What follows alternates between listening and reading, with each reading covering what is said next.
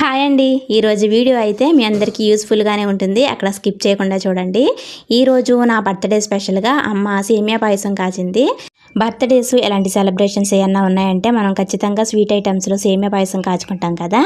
పాయసం అందరూ తాగేసిన తర్వాత ఎంతో కొంత పాయసం అయితే ఖచ్చితంగా మిగులుతుంది కదా. అలా మిగిలిపోయిన సేమియా పాయసాన్ని ఇలా ఐస్ క్రీమ్ మౌల్స్ ఉంటాయి కదా, ఇవైతే నేను మీషోలో బుక్ చేసి తీసుకున్నానండి పిల్లల కోసం. కానీ ఇప్పటివరకు ఏమీ చేయలేదు వీటిలో. ఆ ఐస్ క్రీమ్ మౌల్స్లో వేసి డీప్ ఫ్రీజర్లో పెట్టేశాను. ఒకవేళ ఐస్ క్రీమ్ మౌల్స్ లేకపోతే టీ గ్లాస్లో వేసి కూడా పెట్టుకోవచ్చు. నెక్స్ట్ డే చూసేసరికండి ఐస్ తయారైపోయింది. సేమియా ఐస్ అయితే భలే ఉందండి. బయట బండి మీద మనకు అమ్ముతారు కదా సేమియా ఐస్, సేమ్ అదే టేస్ట్లో వచ్చింది. మిగిలిపోయిన సేమియా పాయసాన్ని మన పిల్లలు అస్సలు ముట్టుకోరు కదా, అది మనమే తినాలి. కానీ ఇలా ఐస్ క్రీమ్ మౌల్స్లో వేసి కొంచెం వెరైటీగా ట్రై చేసామంటే పిల్లలు కూడా చాలా ఇష్టంగా తింటారండి.